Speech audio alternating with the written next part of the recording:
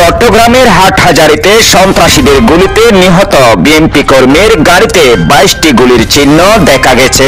গাড়িটির সামনের দুটি চাকা গুলিতে পুটো হয়ে যায়। সামনের কাঁচে এবং মূল বডিতে 4টি, নিহত আব্দুল হাকিমের বাম পাশের জানালার কাঁচে 12টি এবং চালকের আসনের পাশে জানালায় করা হয় 6টি গুলি। বুধবার দুপুরে মদুনাঘাট পুলিশ তদন্ত কেন্দ্রের সামনে রাখা আব্দুল হাকিমের গাড়িতে এইসব গুলির চিহ্ন দেখা গেছে। নাম প্রকাশ না করার শর্তে থানার এক পুলিশ কর্মকর্তা বলেছেন, নিহত আব্দুল হাকিমের গাড়ি থেকে প্রায় 8.5 লাখ নগদ টাকা উদ্ধার করা হয়েছে। তবে কী কারণে তাকে হত্যা করা হয়েছে তা এখনো নিশ্চিত হতে পারেনি পুলিশ। রাজনীতির পাশাপাশি ব্যবসা বাণিজ্যের দ্বন্দ্ব থেকেও এই হত্যাকাণ্ড ঘটতে পারে বলে ধারণা পুলিশের। ঘটনাস্থলের 200 মিটার দূরত্বে মদুনাঘাট পুলিশ তদন্ত কেন্দ্রের সামনে গিয়ে দেখা যায় দল বেঁধে লোকজন গুলি করা গাড়িটি ঘিরে ধরে রেখেছেন। গাড়িটির সামনে এবং দুই পাশে 22টি গুলির চিহ্ন। সামনের দুটি চাকা গুলিতে ফুটো হয়ে গেছে। এদিকে এই হত্যাকাণ্ডের ঘটনায় 4 জনকে সন্দেহভাজন হিসাবে আটক করা হয়েছে বলে পুলিশ জানিয়েছেন। রাউজানের বিভিন্ন স্থানে অভিযান চালিয়ে দুপুরে তাদের আটক করা হয়। তবে এই ঘটনায় এখনো কোনো মামলা হয়নি। সন্দেহভাজনদের আটকের বিষয়টি নিশ্চিত করেছেন হাটহাজারী সার্কেল অতিরিক্ত পুলিশ সুপার কাজী মোহাম্মদ তারেক আজিজ। তবে আটক ব্যক্তিদের নাম পরিচয় জানানো হয়নি। তিনি বলেন, সন্দেহভাজন হিসাবে তাদের আটক করা হয়েছে। যাচাই বাছাই করে আদালতের মাধ্যমে তাদের কারাগারে পাঠানো হবে বলে জানান তিনি। প্রকাশ্যে ব্যবসায়ী এবং বিএনপি কর্মী আব্দুল হাকিমের হত্যাকাণ্ডের পর মদুনাঘাট এলাকায় লোক সমাগম কমে গেছে।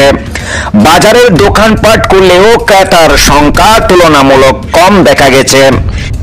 বুধবার দুপুরে মদুনাঘাট বাজারে গিয়ে দেখা যায় ঘটনাস্থল মদুনাঘাট পানি শোধনাগার প্রকল্পের মূল ফটকের সামনের সড়কের পাশে প্রতিরক্ষা দেওয়ালের কিছু অংশ গুলি লেগে ক্ষতিগ্রস্ত হয়েছে।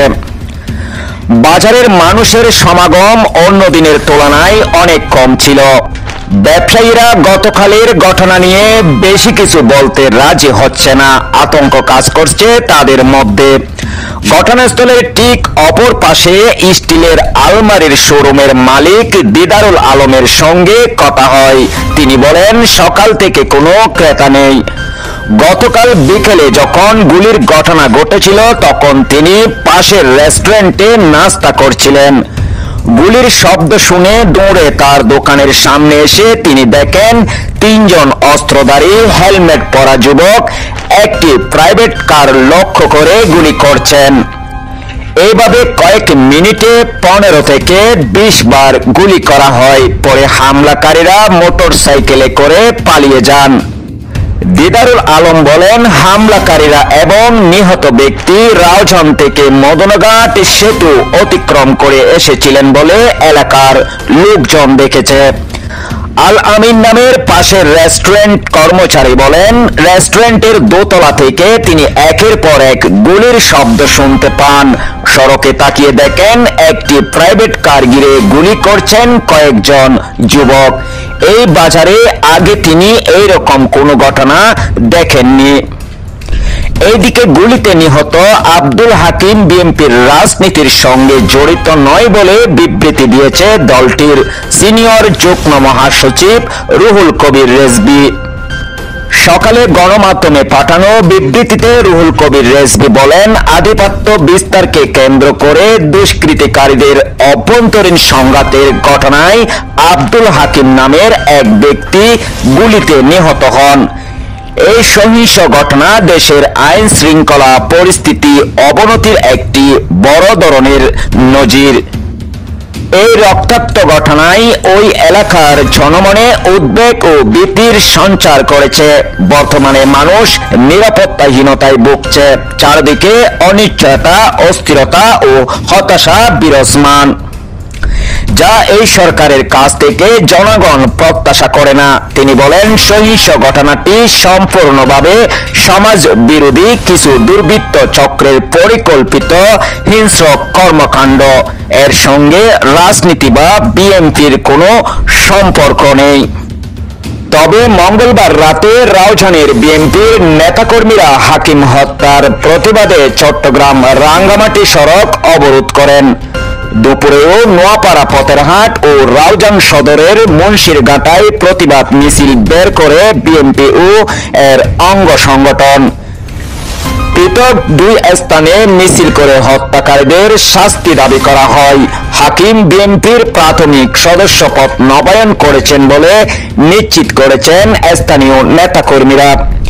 তিনি গত 2024 সালে আওয়ামী লীগ সরকার পতনের পর রাউজানের সাবেক সংসদ সদস্য, বিএনপির কেন্দ্রীয় কমিটির সাবেক ভাইস চেয়ারম্যান গিয়াসউদ্দিন কাদের চৌধুরীর সঙ্গে রাজনীতিতে সক্রিয় হয়েছেন। নানা অনুষ্ঠানে গিয়াসউদ্দিন কাদেরের সঙ্গে মঞ্চে থাকতেন। তিনি কারবাল ব্যবসার পাশাপাশি গরুর খামারি ছিলেন। এছাড়া গত 1 বছর ধরে কর্ণফুলী নদী থেকে বালু উত্তোলন ব্যবসাও করতেন। রাজনীতিতে তার কোনো দলীয় পদবি ছিল না। বুধবার বিকেল 5টায় তার নিজ গ্রাম পাঁচকাইন দরগা প্রাথমিক বিদ্যালয় মাঠে তার জানাজা সম্পন্ন হয়েছে। এর আগে পুলিশ ময়না তদন্ত শেষে লাশ পরিবারের কাছে হস্তান্তর করেন। আব্দুল হাকিম এক ছেলে 2 কন্যা সন্তানের জনক ছিলেন। গুলিবিদ্ধ আব্দুল হাকিমের ভাই মোহাম্মদ পারভেজ বলেন, তার ভাইয়ের সঙ্গে ব্যক্তিগতভাবে কারো শত্রুতা ছিল না। তিনি গিয়াসউদ্দিন কাদেরের সঙ্গে রাজনীতি করতেন। কী কারণে তাকে হত্যা করা হলো তিনি তা তদন্ত করে সন্ত্রাসীদের শাস্তির দাবি করেন। মদনাঘাট পুলিশ তদন্ত কেন্দ্রের পরিদর্শক কার্তিক চন্দ্র বিশ্বাস বলেন, কী কারণে হাকিমকে হত্যা করা হয়েছে তা এখনো নিশ্চিত হতে পারেনি পুলিশ। তবে রাজনীতির পাশাপাশি ব্যবসা বাণিজ্যের দ্বন্দ্ব থেকেও এই হত্যাকাণ্ড ঘটতে পারে। তিনি বলেন, ঘটনাটি ঘটে গেছে মাত্র কয়েক মিনিটের মধ্যে। গুলির শব্দের পরপরই পুলিশ ঘটনাস্থলে গিয়েছিল, কিন্তু মানুষের ভিড়ে হামলাকারীরা মোটরসাইকেলে করে রাউজানের দিকে পালিয়ে যায়। কয়েক মিনিটে এত গুলি কিভাবে করলো অস্ত্রধারীরা জানতে চাইলে তিনি বলেন, খুনিরা পেশাদার, অস্ত্র চালনায় পারদর্শী, তাই কম সময়ে এত গুলি করতে পেরেছেন তারা। উল্লেখ্য, রাউজানে গত 5 আগস্টের পর সহিংসতায় মোট 16টি হত্যাকাণ্ডের ঘটনা ঘটেছে। এর মধ্যে 12টি রাজনৈতিক হত্যাকাণ্ড। বিএনপির 2 পক্ষের সংঘর্ষ হয়েছে অন্তত শতাধিকবার। 350 এর বেশি মানুষ এইসব ঘটনায় গুলিবিদ্ধ হয়েছেন। মামলা হয় অর্ধশতের বেশি। তবে আসামি গ্রেপ্তারের সংখ্যা খুবই কম বলে জানিয়েছেন মামলার বাদীরা। ডেস্ক রিপোর্ট, মোহাম্মদ এরশাদ চৌধুরী, বাংলা 52 নিউজ, চট্টগ্রাম।